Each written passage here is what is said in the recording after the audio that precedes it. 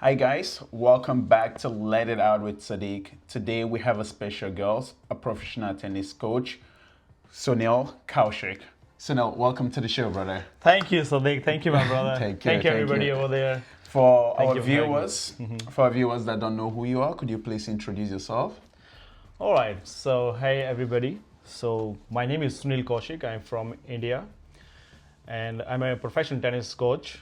I was a professional player. Now I'm a professional tennis coach. I coach with Sadiq actually. He's my co-worker. Yep. So we work here, and it's going pretty good. Yeah. Nice. Yeah. Can you share with us your journey into tennis and how you transitioned from being a professional player to a coach? All right. So that's so actually interesting, Yeah. because I was born in a family of sports. Oh, my nice. my elder brother is a boxer. He plays for India now. He's Oh, wow. actually doing coaching in India. So he works for central government. So he's a boxing coach for Oh, government nice, of India nice. right now, That's nice. and he has a good background for that. Yeah. So he's elder than me, and I started playing boxing in my school first. Oh, you boxed? Box, Right. yeah, I boxed it. I won gold medal for my school. Oh, wow. Under, it's not a under actually. There is a weight category in boxing. You can say so 32, 33 Wait, what's that? legs. You can weight category how. Oh, like the weight, the right? weight, Yeah, yes. like the weight. Okay, yeah. So in general, I can say like under 14. You can say, for example, under 14. Wow. I won gold medal there. But later on, my school teacher, who the physical education teacher, he introduced this sport to us. It's like, hey guys, this is a new sport for everybody. You must enjoy this, you must try for this. Maybe he started for the making money, but later on, we fell in love with this sport. I was like, wow, this is pretty good. There is no harm. Boxing is like it's Physical, aggressive, right? physical. Yeah. And my mom is always like, no, I don't want to see this sport. My kid is going for this. It's a fight. It's not a sport. So it's So a fight, later on, later on, I started playing tennis, and Well, how old was this though when you transitioned? Like, so you went from boxing to that. How old was this? You can say 15, 14, So you 15. started pretty late. Then. Pretty late. Oh wow. Yeah. As a tennis player. Yeah. But not for sports, and we So will, you're already athletic, we will go yeah. for it, yes, in the conversation, in the Yeah, podcast, yeah. we'll go for it. Like how, even though you are late, but you are not late. Wow. And then I played for my college, then I played for my state, national tournaments. Yeah, And yeah. then I got injured. So I was working out and I got injured, my shoulder slap injury, my ligament, cartilage. Yeah. That particular time, still I was 21. That was my peak, you can say, as a player, But I got injured, and then meanwhile, I started doing coaching to survive. And that's the transition period for me. Because I got injured, I was like, can I really Actually, play, those tournaments which I want to play, ATP, next level, Yeah. And then I started doing tennis coaching, and then I fell into coaching. It's like, okay, this is good. I got good results. Kids started loving me. I started falling in love, and of course, the major part when I started doing coaching, I started learning a lot of new things, and which ultimately helped me to become a better player. So and now I'm here. I'm here. What inspired you? What inspired you to want to pursue a coaching as a career in general? You went to college for what did you major in college? Yeah. So I did masters in political science actually. Political science. Yeah. So what? I ask a lot of questions. Because I know people that are not like. I know people will be like, "Oh, I studied accounting, finance," and then they're pursuing career in coaching. So what inspired that? Despite your, the political science that you majored in and all. All right, as I told you, once I got injured, I started doing coaching already. I started doing coaching when I was playing. I was studying, and at the same time, I was starting doing coaching because I got injured, And meanwhile, I fell in love into coaching too because I got a good response from parents, good response from the kids, and also, it's good money. It's good money. That part is important. Yeah, it's good money. It's good money, and it's good for surviving. Yeah. It's still you are in the game of tennis. I'm not doing something else which is which is away from tennis. Yeah, you're still around the tennis. Of course, this is what I actually wanted to be. You know, I want to be around the tennis only because I got injured. Like, if I cannot play, at least I will be producing players. You know, so mindset was different that time. You know, I wanted to do something. Now I cannot because of my health. Now I want to see some players from my end. So you kind of want to give back in a way. Sure. Yes. Yeah. Wow.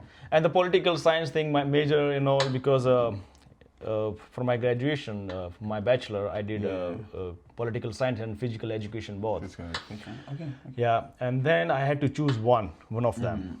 Then I chose political science because my uncle was professor of political science. So I was like, okay, he might help me for you know, my study and everything if I need to ask, you know. And eventually it got me, you know. It's so interesting subject. Is it something that you've always wanted to do, like a political science? When I started, is it a field that you've always wanted to? Or? No, as a child I didn't know about it, anything. Yeah. But once you start reading about it, you will see everything is run by politicians, policies. You know, everything is there. They know it. They make policy and we just follow them. That's it. Just follow that. Just call the shot. You are in America, you follow the rule. You know? You are in India, you follow the rule. You are in Nigeria, you follow the rule. You know. And then there is an international relations, which is a part of political science only. Then public administration, which is the part of political science only. So it's a bright, you know, it's a bright subject, bright chapter. So I love that. I don't know much about it, but I personally love it. How do you approach coaching with players with different styles? So, Sadiq, it depends. Yeah. It depends. But you understand what I mean, right? Yes, like, different style. You know, different style means, let's talk about the age. Like, if someone is 50 years old, or someone is 5 years old kid, or someone is 15 or 20. 20 means, I believe, is a complete player. Right? So first thing, you need to understand the player. You know, you need to the player. You need to make a rapport with that guy. You know, you need to make bonding with the player, so you can start understanding. Number two, you start working on, you know, values. Values means start working on programming, which I usually say I make program first. Program means it is not about teaching forehand or backhand. I'm going to work on values. I inculcate values in the player first. I will see how disciplined he is, you know, how hardworking he is going to be. This kind of small details, you know, which is really, really important for me, you know. So sometime, for an example, I give you an example. We do coaching over here, you know, and we say, hey guys, you have to pick up the balls now, right? And being a coach, you're just standing over there. You are not going there and picking up the ball. Maybe from outside perspective, from coaches, from parents, they might be saying, why my coach is not helping the kid? But trust me, we are actually helping that. If they are picking up their balls, it's a part of learning. It's part of management. They have to pick up the balls in 2 minutes. What time they are learning too many things? You know, how quick they need to be, how smart they need to be. Those stuffs. Then you going for different style, the technique. Technique is amazing thing in tennis, I think in every sport, you know. You need to work on proper technique. Then you work on tactical part and mind and all stuff, you know. So I believe values. Values will be your lesson. What are some of your biggest challenges you face coaching in the US compared to your experience in India? So this is actually interesting, you know. I'm also from Nigeria. Like the challenges, like the way, what are your, you know, like the coaching experience here in the US compared to in India? So two different continents. Two different continents. Also different culture. India is totally different culture. Over here is completely different culture. So which I encounter here is different than Indian culture. So let's talk about a little bit about Indian culture. Teacher and student, coach or student, the same thing, right? Over there, it's a big thing in our culture. As a student, we go to our teachers, and coaches, we go and touch their feet. This is the culture. It means we submit ourselves to them, that we are submitting ourselves to them, to you, and we are eager to learn from you. Learn from you. Yeah. That's a big thing, you know. That's the culture. It comes from the culture. Over here, it's not like that. Over here, they don't care. Are you whoever you are? Hey, what's up, buddy? What's up, buddy? That's the stuff. I'm not complaining. It's pretty good, you know. Again, it's a different culture. Culture. Yep. Then over there, they are more disciplined. Oh. In India, I can say where I came from. Yeah. More disciplined. Over here, they have everything, but they are less motivated because they have everything. You have to push them to play or perform. Oh, wow. They want to play for recreational sometime over here, you know. So over there, they want to be something so they can come out from that red zone and they can, you know, flourish in their life. You want to make the most out of it. Yes. Over here, maybe 1 out of 100 who's really trying. Or otherwise, they are just doing for fun. So also this is a different culture, you know, different mindset, I can say. Yeah. What has been the most rewarding moment in your coaching career? So as per the result or as per just... It could be, you know, it could be actually I saw you share, like I feel like to me that would be a rewarding moment. You shared something on your page couple days, a week ago, a player you've worked with in the past, being able to play Davis Cup, you know, like what would you say is the most rewarding moment in your coaching career? So I cannot say that I have this thing is the best result from my side only. I have a couple of things like that because my philosophy is different, a little bit different. I'm not like only teaching the best tennis in the world, or from my side, I'm trying to teach the best tennis in the world. I try to make best person first. First person, it's important. You know, which is important. So I'm going to give you 3-4 examples like this. So one of those kids, let's talk about it. His name is Karan Singh. I taught him when he was like 12 or something. You know, 2016. I remember, and not only me, like lots of coaches. He came, you know, I did maybe 2 or 3 months only. It's not like that, you know, but different coaches. And recently, he just played for India, Davis Cup. He's in ATP and 500. 500, well, India actually in the Davis Cup, they played a neighboring country to Nigeria, Togo. Togo, yes. Yes. How did they do that? India won. India won? I'm rooting for Togo. I'm rooting for Togo. So, okay. So, on the other side, I had one recreational student. I still remember 2017, 2018, that was the time in India only. So she was recreational kid, but again, the way we started our talking with values and discipline, you know, the mindset. Now she's a student in Harvard University, not because of tennis, but because of what she is as a person. As a person, she was good in study, academically. You know, she was playing tennis for recreational, but she was doing every single thing which, as a coach, I tell her to do, and she was eager to learn new things. So this is what we're trying to do. It is not only about I'm a tennis coach, so you're gonna be a Grand Slam player. No, you're gonna win in your life. This is what I believe that it should be your motto as a teacher, as a coach. You know, your students must be winning in life. And more and more, more and more. From your Nigeria, I can give example. You know him, right? You know him. Your kid, Christopher Bullas. You know? Bullas, And I work with him. I'm his fitness coach. Recently I got a chance to work with him as a tennis coach as well. He has a big win in South Africa. He took out like top 300 in the world. He won the tournament in Florida, pro tournament, took out top 300 and then played like a final set with top 300. He's doing amazing. He's doing amazing right now. Yeah, that's a big win for him. He did twice, you know, last time Davis Cup. Group 3, he won over Zimbabwe. The player was somewhere 400. Right. Then we worked again. This time we worked again hard, and this time he won over around 300 player from South Africa. I'm gonna dive into that a little bit. Like you've worked with him for years, with his fitness and all. Like a player of that caliber, right? Yes. What do you like? What do you look for in a player like that? He's good. He's strong. He's fast. What do you do to him? What do you work on? So it is as a tennis player, you don't need to be muscular, big muscular. You don't need a big biceps. I usually say, you know, and Chris Bullis is a big boy, you know. So I worked very small details with him. I worked on his ankle. I worked on his wrist. small details. Yeah. Because you need agility, you need strength on small muscles, not big muscles. Because as a player, it's different minds, different concept. It's a motor sport. You have to use every single muscles. So we worked on his endurance, his strength, his agility. Then I also worked on his tennis tactical part too. I used to teach him the footwork. If you get the balls over here, what would be the next ball? So how can you reach from this baseline to service line to here? So this kind of details we worked on. It is not only strength and conditioning, it is more a structured program.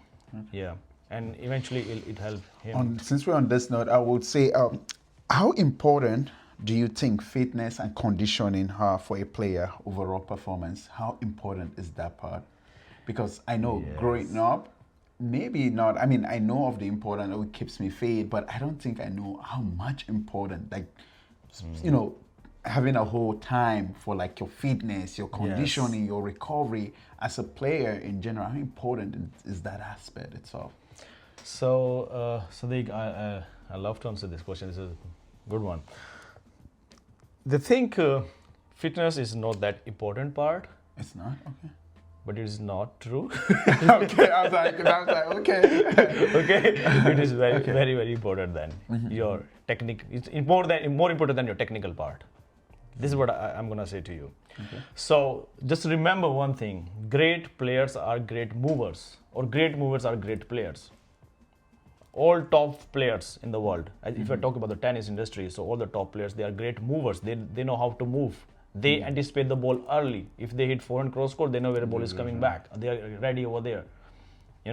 So great players are great movers.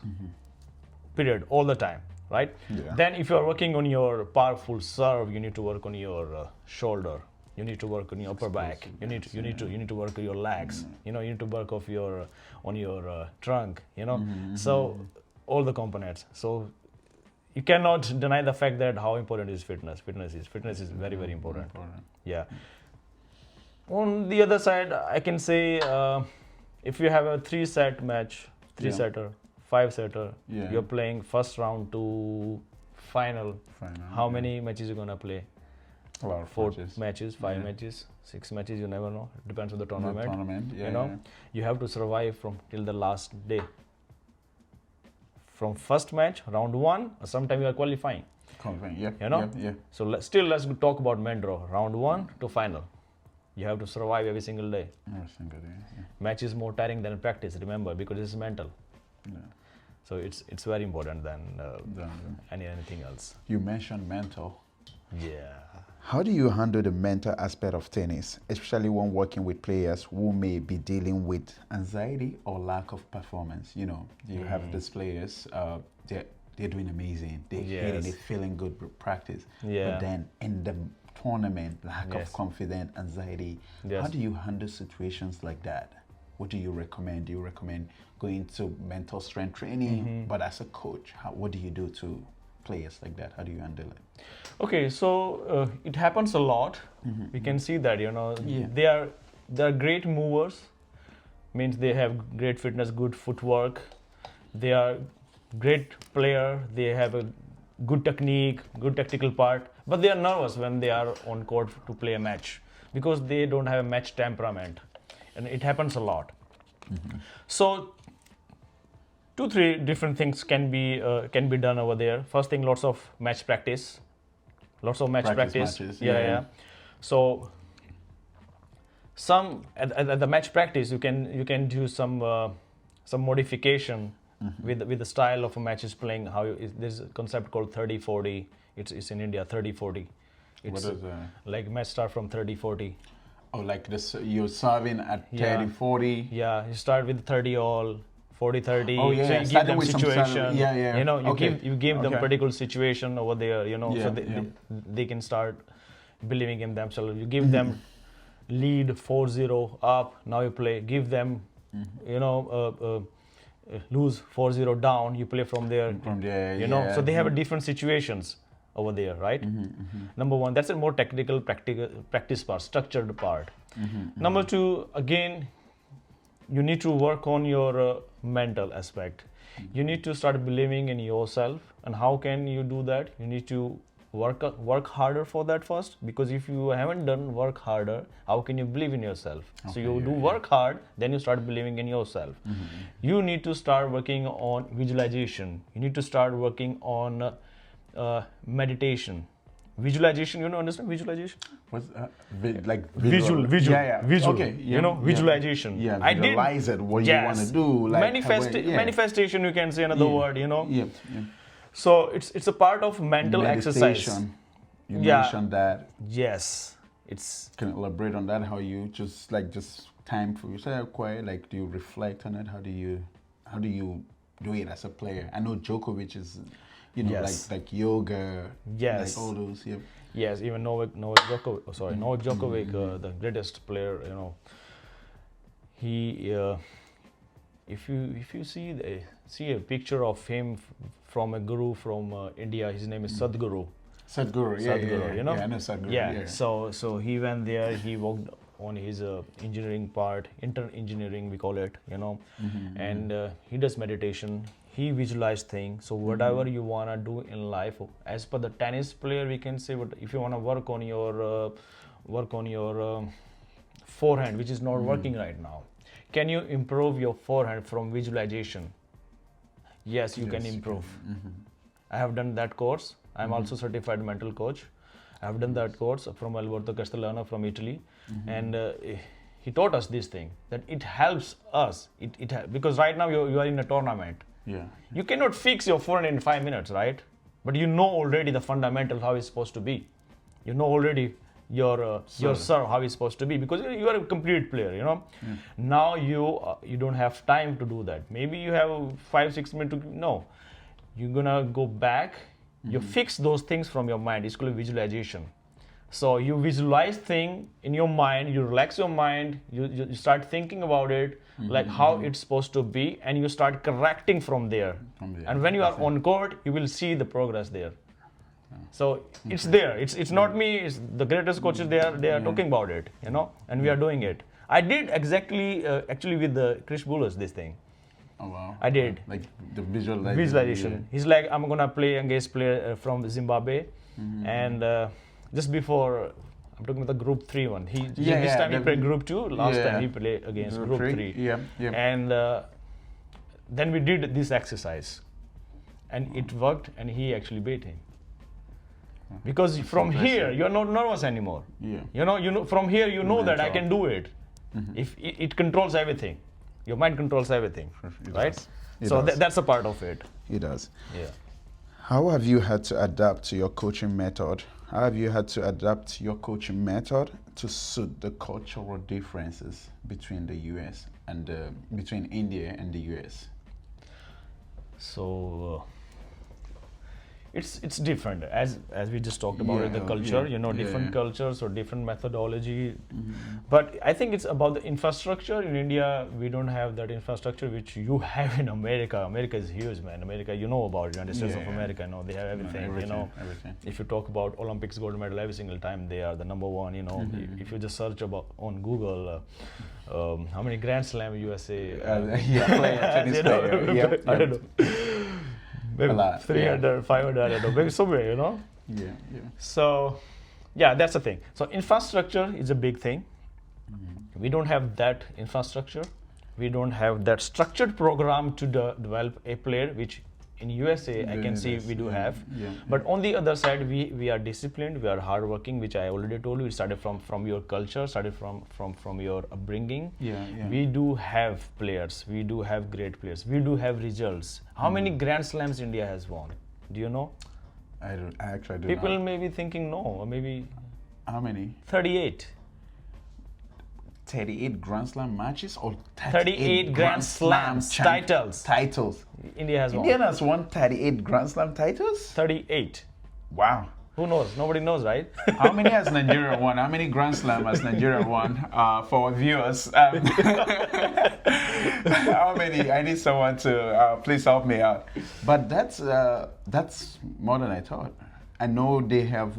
I know that you have the doubles. They Doubles, have like yeah. doubles, yeah. Yeah. And all this And Grand Slam is the combination of doubles or single. Or it's like doubles alone. So that's a big thing now. All the 38s in doubles. In doubles. Not Okay, not in a single but one. still, singles, yeah. it is an achievement, quite an achievement. Yeah. So in doubles, it means we can see that we have a talent. We have good hands. We have good footwork. It means we can say somehow maybe we are lacking in fitness part because of different. Different, you can say, ability, physical ability. You're from Africa, I'm from India continent. Somebody's from America, different continent. So everyone is different about the physical abilities. I want to throw in a question, right? Without a proper structure, just the way we have, Nigeria, India, for example, no proper structure, no programming. Yes. But the kids are disciplined, willing to learn, hard work. Do you think that's enough to get players to playing in the US Open? But in the end, you need finance. You need money to travel. Let's say the money is there. Yes. The money is there for both, right? Okay. But just the without the structure, without the access to team and all those programs and all players, just with discipline. Okay. Is it enough to get player to play in the Grand Slam? All right, no, it is not possible that you are disciplined, you are a hard worker, but you don't know where to go. You cannot go. You are going nowhere, right? You know how to drive a car, but you don't know the direction, so you cannot go. So you should have structured program for that. And if you have a good organization, institutions, good coaches, they are working on it. Structured program plus additional discipline, hard work, money in your pocket, eagerness, hunger to do something in life, then yes, you might do something good. It's a combination. It's collective efforts. It's like talent. They say talent alone is not enough. Talent, no, it is not. It is not. What are your thoughts on the current state of tennis in India, and how can the sport be further developed? As I just told you, like India has a good record, not bad record. Doubles pretty good. Singles, yes, we are lacking in singles. I know there's this No, you guys have this. What's his name? Sumit Nagal. Yeah, He's been around for a while. Sumit, yes. Sumit Nagal. Yes. Yeah, he's been around for a while. Yes. How old is he? He was my junior. He's from Haryana only, and he must be, I think 28 or 30, if I'm not mistaken. On the older side. Yeah, if I'm not wrong. But what's the code? I know him well because he played most of the Grand Slams and all those. Yes. But do you guys have how's the current state of tennis there? Young junior players growing up, and what is it like now? All right, so that's if you want to answer me at the compare of US, I love to compared to the US. Yeah. I said the US because we're in the US, right? Here, I can say the reason also why I say compared to the US because you've been in India, you're in the US. I can't say compared to Nigeria. Exactly. You don't know what the current state is like. So, but you can Yes. All right. So the big thing I think it's in America we do have a USTA, United States Tennis Association. Yeah. The way they work is so good. They have league here for 3.0, 4.0, 4.5, 5.0 adult leagues. Then they have mixed doubles leagues. So it means never learning process is here. You are 5-year-old kid. You want to play tennis. You play. You go for your school as per abilities, your talent. You play for school. You go for a college. If you are really good, you go for ATP WTA tournaments, then you go for Grand Slam. Now you are kind of retired from that tournaments. Now again, UST is giving you a chance to play again as an adult. You are in your 30s, you are in 40s, you are in 50s. You can still go for it. You can still play. You can still play, or you couldn't do in your 20s or in your teenage because of some reasons you were not, whatever reason it is. Whatever reason. But still, you can do over here. You have a chance to go back, so compete, and feel that competitiveness. Right. So in that comparison, I can say India. No, I don't think so. We do have this kind of stuff over there. You know, we had to have All India Tennis Association, and it's been a long time. People are talking about good and bad both, that they should do something. You know, however, 10 years ago, we did not have much tournaments. But nowadays, in 7-8 years, I can say past 7 years, getting better. Kids, they have tournaments, they have UTR tournaments, and they know about US college tennis over here. Majority of players, they wanna be here for college tennis. You know, they're doing pretty good over there. Then they give set exam and you know, for TOEFL and all, and then came here for college tennis too. I think something also that I love about the state is the junior program, this thing that they tied it up like with the high school league. You know, they have a college, they have this high school, like, you know, kids are like training and all, getting ready for the high school season. Like, I feel like that just introduced a lot of people to tennis.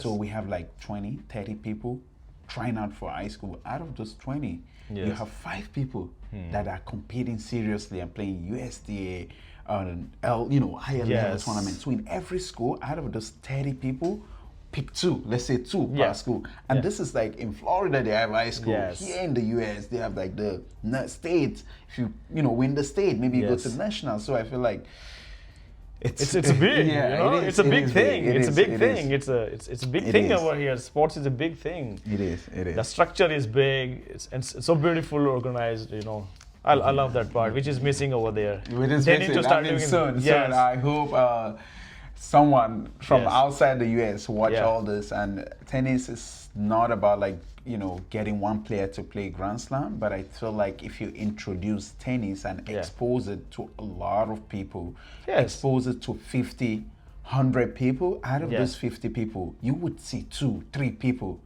Out of every 50, in every state, introduce 50 people to tennis, you would get 1 or 2 talent, hard work across the country. That's what US do, and they pick the best. They pick the top players. They encourage them, camp them in the USTA, you know, USTA camp, and you know, sponsor them, expose them to high-level players and all those. So hopefully, our federation, Personal Nigerian Federation, would come up with something like this in the future. Hopefully, India comes up with the high school tennis and all. I want to say, what advice would you give to a young coach looking, you know, to take tennis coaching as a career? All right, so he should be passionate about the sport first. You know, I don't mind if he has any background as a player or not, how passionate he is right now to teach. His teaching philosophy should be there. You know, you don't need to teach any big player. I mean to say, you're not going to teach anyone who's going to play ATP tournaments, but at least you're gonna teach a 5-year-old kid. So you should know how to teach. What you are teaching and how you are teaching is 2 different things. You know, what you are teaching, the technical part, it should be correct. If you don't know, you can ask your senior. They're gonna help you, right? So on the other side, of course, you're gonna work on that too. You should know how to hit forehand and backhand, technical part. But how you deliver, it matters a lot. How you deliver those messages. It's a challenge for me, and I'm working on it too. You know, it's because different culture, different style, different mindset of kids and adults. So it's how to deliver that message to the player. That matters a lot. You can teach, hey, this is forehand is supposed to be like this. Okay, this is my style. Perfect. Now, but he's not getting it.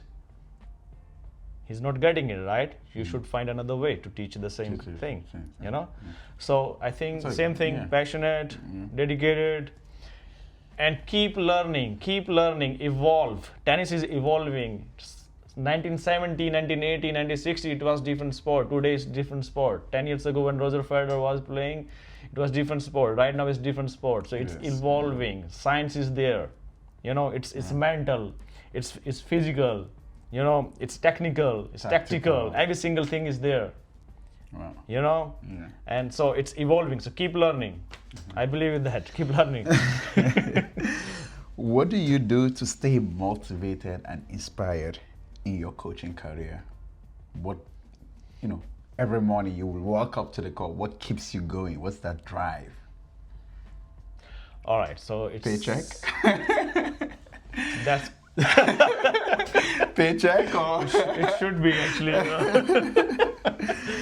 Yeah. That's one of the thing we cannot deny the fact that when I started doing coaching because of money, I needed money to survive for my college. You know, for tennis is an expensive game. You know, same over here. It's you need money to survive.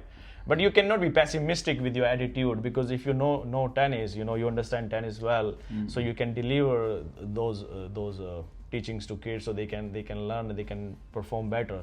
So this is what I do. I have a dream. I have a dream, and I see my dream through those kids. I have a dream for producing Grand Slam winner player. So I'm looking for that. You know. So I try to teach the best, which is possible to. And so they can there, you know, they can go there. Also, for me, it is not only about tennis. They must be winning in life. In life, yeah, that's important. He must win in life. Looking ahead, what are your personal and professional goals in teaching tennis? Personal and professional. What could be my personal? Now it's professional and professional kind of same, you know. So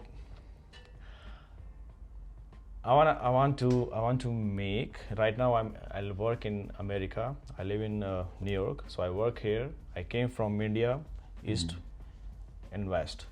So I want to see a good mixture of East and West, which is mindset, discipline, hard work, hunger from Indian mindset, East mindset here, and West structure, science, technology, you know, and take advantage of that.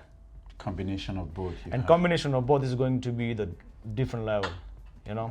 So using those concepts, I see myself as a professional career going on heights, director of tennis, going for big achievements from my philosophy, from my students, from my team, where I work or where I will be. You never know. I'm doing today. I'm talking about present right now, and personal. If your professional life is good, your personal life is good too. You know, it is. You know, yeah. Are there any players or tournament you're particularly excited about working with in the future? Any players you're particularly excited working about in the future? Any players or player? I would say players, because the range type of players, this type of players I want to work with in the future. I want to be in this tournament in the future. You know, that could be personal and professional both. All right. So yeah, I see. All right. So in my entire conversation, I think I talk about it. I want to see players, Grand Slam players, ATP, WTA players, and I think everyone has the same ambition and dream. Today I'm teaching 5-10 years old kid. Tomorrow I want to see that player into those big tournaments, playing those tournaments, and I will be helping those kids over there. So that will be the motto. So it's always, everyone has their pros and cons. You know, somebody is great to teach Red Bull kids, somebody is great to teach 12 years old yellow ball kids. You know, somebody is great to teach adults, you know, recreational kids, tournament team, professional team. So everyone is different. Someone is good with teaching college players. For me, if in a fair world, if everything you want, you get it, which is not true. But if it happens, I love to teach players. I wanna see myself teaching those players who are above UTR 12, range of 12 to above 15, 16. 15, 16 means top players, top 100 in the world, you know. Yeah. So this is what I can be more creative with.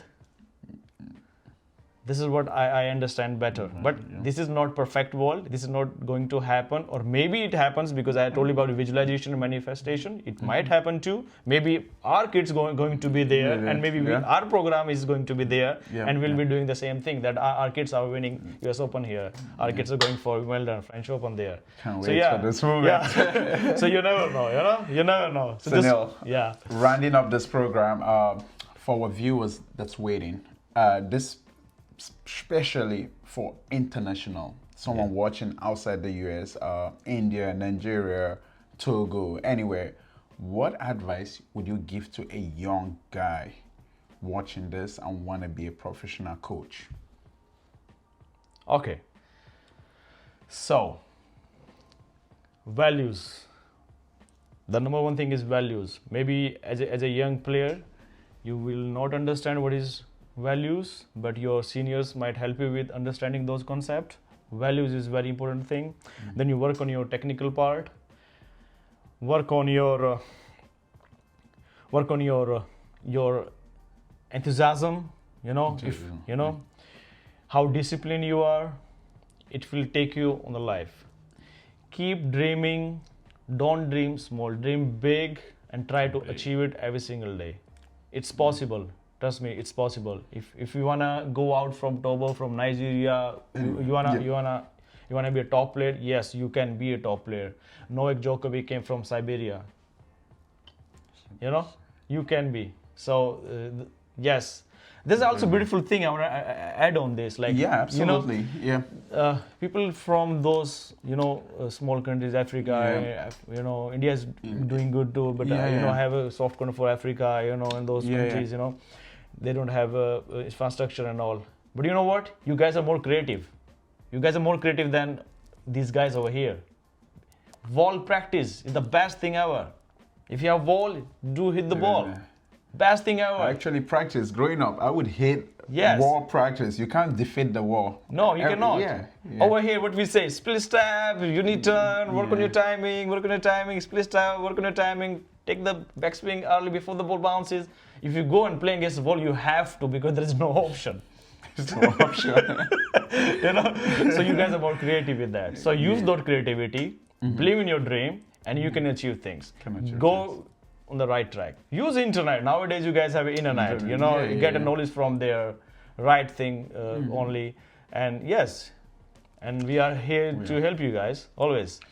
Mr. Sunil, thank you so much for coming on the show. Thank you. Thank you, guys. Great.